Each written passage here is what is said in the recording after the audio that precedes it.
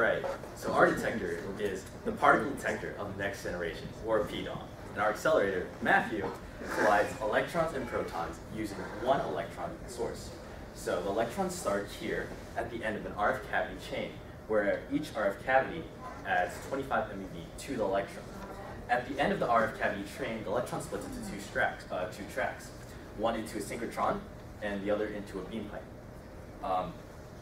The synchrotron is covered in a 13 Tesla magnet, and the synchrotron releases radiation in the terms of photons, which collide with electrons at the end of the beam pipe track.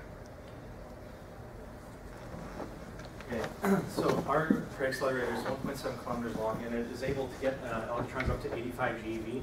And at that point there, it splits into either the synchrotron or into the gradual path you see there. The gradual path is to reduce the amount of energy lost through synchrotron radiation, and then we loop it back around, and then the interaction point is about 6.5 meters away from the top of that circle. And the synchrotron electrons then release synchrotron radiation as photons, which then collide there. The gradual path is 11 kilometers long, and then the electrons there that are accelerated by the gradual path get up to 148 GeV. So moving on to the synchrotron. Originally, we did have this ellipse shape, both of which have a synchrotron circumference of 11.57 around there kilometers. The entire thing is used by 13 Tesla magnets, and when we first created this design, we realized that we had a lot of spread of the photons that released because of the synchrotron radiation. So we created a calculated curve here. This might be hard to see, but it's at the very top of the circle here, where that will feed into the beam pipe. And by making a degree turn of 0.002 thereabouts degrees, we get the spread of the photons to be a lot more precise.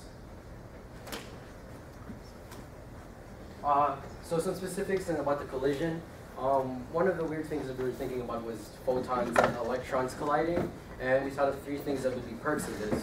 One of them would be that there would be a clear resolution, also that there was also going to be a very cheap source by concentrating and harnessing the inevitable synchrotron radiation that we're going to get, harnessing that to be the second part of our collision. And lastly, apparently photons and electrons might be something where we might be probing the Higgs sector. So for the quality of our accelerator, the collisions have an energy of 233.181 GeV in the center of mass reference frame. The maximum luminosity that we get is 1.47 times 10 to the 34th, and apparently the maximum luminosity accelerator out right now is the KEK-B, and the KEK-B is pretty close to our luminosity. Our integrated luminosity is also 2.31 inverse femtobarns in 1 year.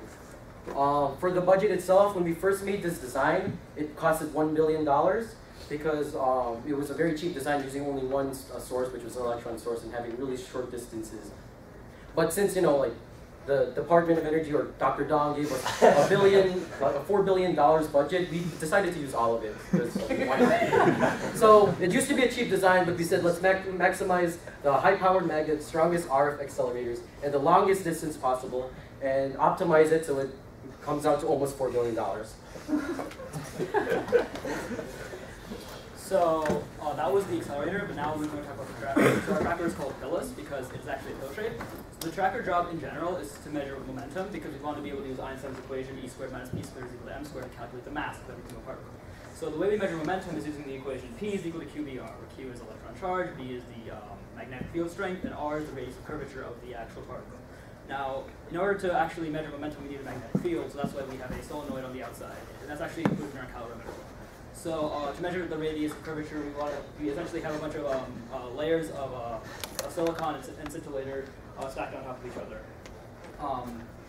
So the reason we use silicon and scintillators is because silicons generally have more affinity towards like electromagnetic particles, versus scintillators can detect non-charged particles like photons. And since we're colliding an electron and photon, we expect most of our particles to come out to be electromagnetic, like photons or electrons in general.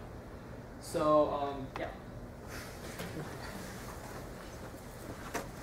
So now here is basically an exploded view of our catalyst. As you can see, it is pill-shaped. And at the very end, we have hemispheres instead of having flat end caps. The reason we have this is because by using hemispheres, we allow for more possible points at the very end for the particle to go to. This increases the resolution at the very end. And because we're using photons and electrons, our collision paths are going to be skewed. They're going to be more horizontal than vertical. As a result of this, we want to have more resolution at the very end, and that's why we use hemispheres. We have 4 different materials that we use for the varying layers. We have silicon pixel layers, we have double-sided silicon layers, single-sided silicon layers, and scintillator, as Ankara explained before. And Chen will explain the rest of the materials. So for the material cost analysis, I have like a little sector view of the cross-section of our detector, and this is still the pill shape. And from the beam pipe, we have 3 layers of silicon pixels, which has the highest resolution. So we wanted to situate it like the closest to the beam pipe. And then next are the double-sided strips, single-sided strips, 3 of each. And for scintillators, we have 10, which is omitted in the picture. And we decided to use scintillators at the end, which has lowest cost, and that's also good for to detect all the uncharged particles like photons. And we have 10 layers of those, so that's like good. And also good for compensating for the cost. So those are color-coded for each materials, and for total cost, we were just under $1 billion. So next, with the resolution analysis, our purpose was to determine the smallest possible angle and momentum at which different paths will appear the same. Because there was a lot going on with interactions, collisions. It was our job to account for it.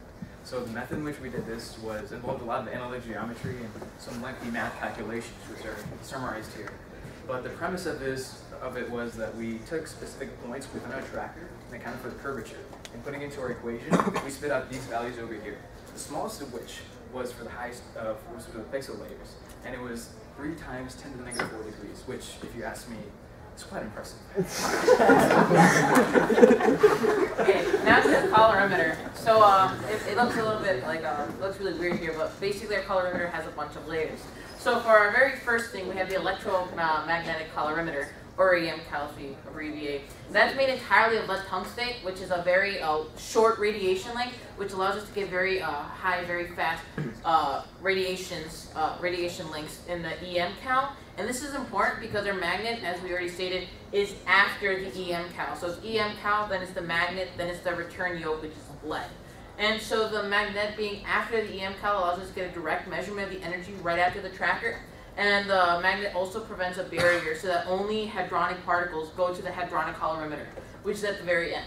A little bit of our hadronic colorimeter. So we have plastic scintillators, and we have depleted uranium absorber. This absorber is a compensating absorber, so it helps us to lose less energy. And we have a sampling colorimeter for our hadronic colorimeter. And our total radiation lengths and interaction lengths, we have 28.39 radiation lengths, and we have 11.71 interaction lengths total. Alright, so a little bit more detail to the EM calorimeter. So before our pilot tracker had a pill shape, but now we're switching back to more of a cylinder shape. So we have a cylinder with radius 5 meters, length 13 meters, and then thickness of 0.25 meters. And so that gives us a total volume of 126 meters cubed. And although this leads us to a total cost of $2 billion, we thought it was very much worth it because of the phenomenal interaction length and radiation length of lead tungstate, and also because it serves as both scintillator and absorber. We don't need to have any extra absorbers in there. We're also able to get a segmentation of 360 in the phi-axis and 1500 the z-axis, giving us a total of 540,000 channels for optimal reading. So the main body of our hadronic calorimeter is made up of 30 layers of material, with each layer consisting of first 5 centimeters of plastic scintillator, followed by a 5.2 centimeter thick layer of photomultiplier tubes, and then a 1 centimeter thick section of depleted uranium. And so the advantage of this system are that we're using photomultiplier tubes as absorbers, which allows us to have a higher interaction length while keeping down the size and also keeping down the cost. And with that extra money, then we can increase the segmentation and get over 2 million channels. We also use depleted uranium as an absorber as opposed to iron or lead, because uranium is a compensating absorber, so that way we can get a more accurate reading for our energy. Our end caps have a similar structure with 13 layers, each layer consisting of first 2.5 centimeters of plastic scintillator, and then a 2.6 centimeter thick layer of photomultiplier tubes, and then half a centimeter of depleted uranium. Okay, so for our solenoid, We used 4 Tesla solenoid with 5.302 meter inner radius and 13.25 meter length cylindrical solenoid with 0.4 meters thick on all sides.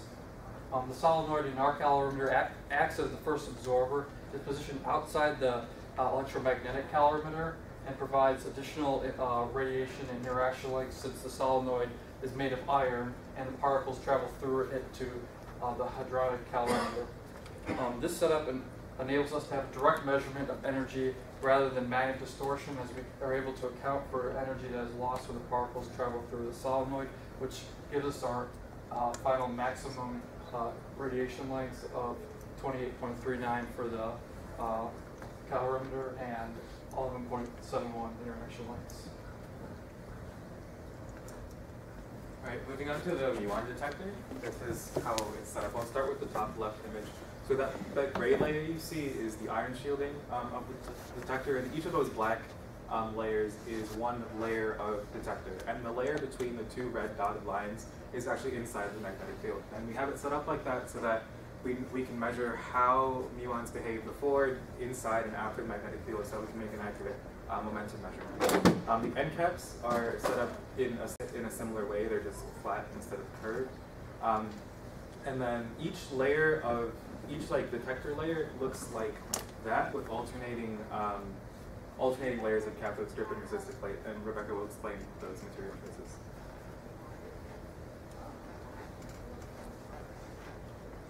So some of the costs of materials, as Akash said, we have these 3 different detection layers, one before the magnetic field, then one in the magnetic field, and one outside, and each of these are comprised of 4 layers of alternating cathode strip, then resistor plate, cathode strip, and resistor plate. Each of these layers are 0.15 meters long, and we chose cathode strips and resistor plates alternating because it gives a slightly better resolution, and basically they give a good quick measure of spatial and time resolution, which will be good for triggering to decide which data will be useful and so forth. And also we used iron shielding beforehand to get rid of all the gunk that was spewed out and to only let muons be detected. And Shelby will talk more about the toroids. So the total cost, like adjusted for holes, is $635 million. So we had some left over to give to other groups from our budget.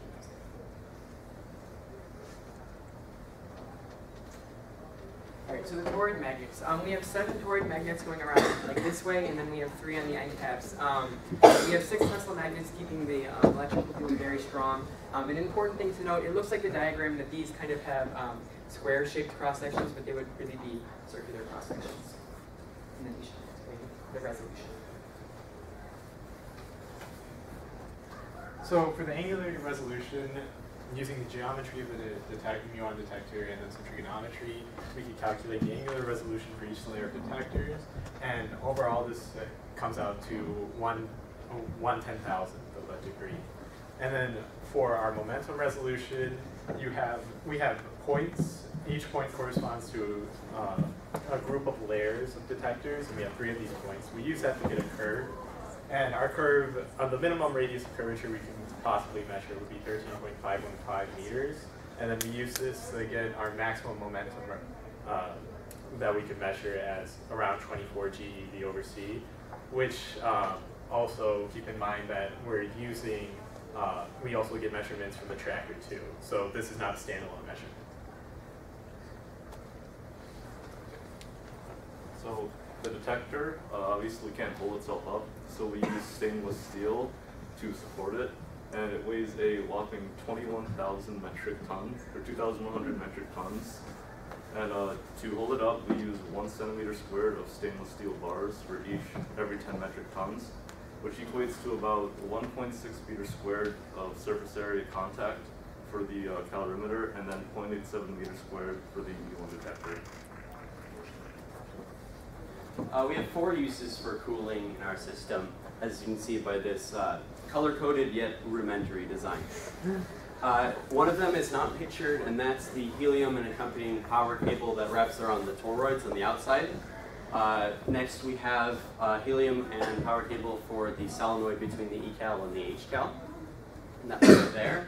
And then we have a small amount of helium for general cooling for the tracker that's near the beam pipe there. And then finally, we have a coolant. We have tons of coolant lines that we decided to fit into one hole with all the power cables, and that fits in between the ladders of the silicon rows, and that's green.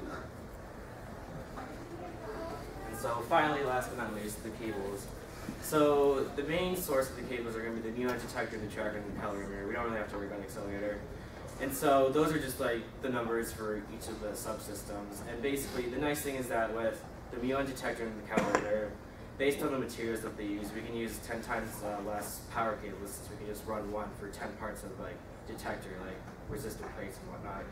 But with the tracker, since it uses the silicon ladder, we have to use the same amount. And so the general scheme of like the path that the cables take is they'll come out of their respective devices and then just group around the beam pipe and just go straight out. And then with the muon detector, since it's on the outside, we can just run them straight out. I can just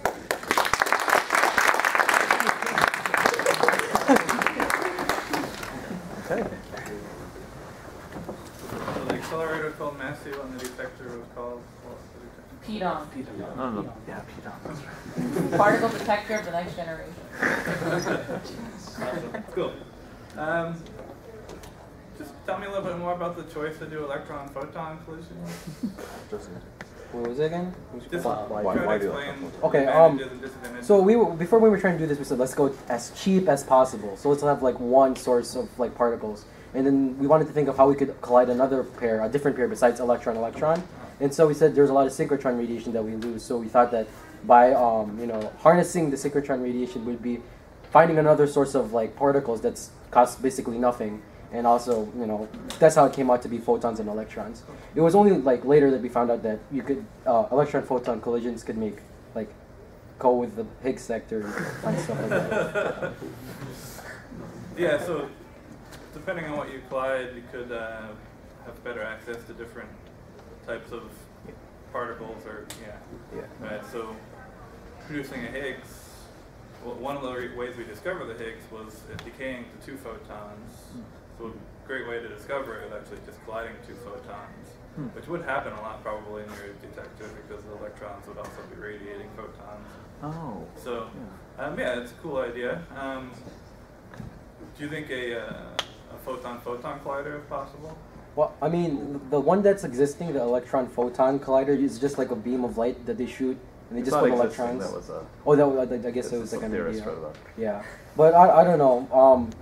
I mean, we just thought that from electrons, which was the cheapest source of particles that we could get, that's what we thought about using electron-photons. Cool. Yeah. Great. Interesting. What are my other questions here? So you're cooling a lot of things with helium. Can you tell me why? Helium cools solenoid magnets. Do you know why? Yeah, it's typically used. Why do we need to get so cold? I mean, isn't that what they use already? Yeah. Yeah, why? Superconductive. We want it to be low temperature, so we keep that charge. Right. Yeah, so a 4 Tesla magnet is, for an electromagnet, it's a huge amount of energy needed to be in it. It would melt if you didn't make it superconducting, so there wasn't any resistance. So I don't think it's possible without a superconducting magnet. So cool. And then you're also using helium for a lot of other things. Maybe too cold, I don't know. Like a tracker or something, you just keep it. You try to keep it cold. Number 1, so it doesn't melt. Number 2, to reduce the amount of radiation damage, I guess. But people usually use, right now we use like carbon dioxide or something like that. It's more like -20°C or something instead of -200. Doesn't liquid hydrogen, not liquid helium, cool more? It's colder than liquid nitrogen. Yeah. So it's more efficient. Yeah, it's very cool. I'm just worried about the kind of infrastructure overkill, yeah. we need to handle that extreme cold. Wait, tracking people, you explained the... Oh yeah, no, for the tracking we use gaseous helium, not liquid helium, because the idea is like we use regular antifreeze on the silicon strips, but in the gaseous helium also helps us get some energy because it just has such a high heat conductivity. So. Cool. And then you decided to build a lot of the detector kind of down the beam pipe there, right? The tracker has kind of got these pill shapes down the beam pipe. Oh, that was an exploded That was an beam, exploded so beam. it's actually put together. And that was just Okay, it's put together. Yeah, it looks just like a pill. Just like a Like, okay. there's a pill within a pill. Like you open the pill and Okay. it's But were you making the argument that because it's electron photon, there'll be more collisions that are kind of going down the beam pipe than transverse? Yeah. Okay. Can you think of any other advantages to that? The fact that most of the collisions are all going on down the beam pipe in one direction? Or did you read about any detectors that have the same idea? Maybe let's make the whole accelerator a detector, and then we'll see if there's any collisions. I read that one. Cool. I just wanted to point out this, one of the detectors for the LHC is called LHC-B, and that one is specializing in studying the B quark and B mesons and things like that. But it also designs so that a lot of the collisions are just kind of going down the beam pipe. An advantage of that is, you know, when you produce like a Higgs or something with a lot of momentum in that direction, it gets relativistically boosted. You learned about relativity already, so then the Higgs decays to bottom quarks, and they last a lot, like some amount of time, but relativistically they'll last longer since they're moving so fast. And then you can actually identify that this particle kind of decayed 5 centimeters from the collision point instead of right at the collision point, and actually identify them. So there's sometimes big advantages to having that kind of, all the particles you produce kind of being produced at some high momentum in one direction. Anyway, it's a cool idea.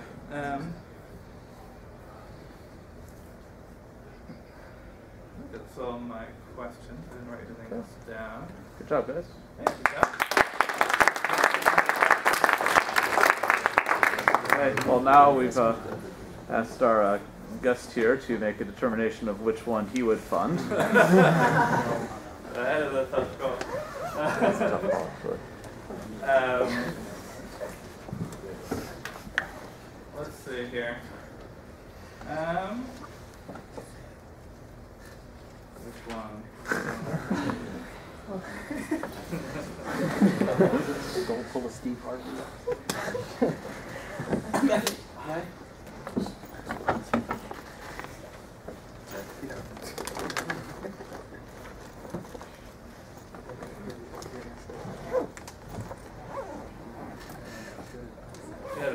I think I'm going to go with group one.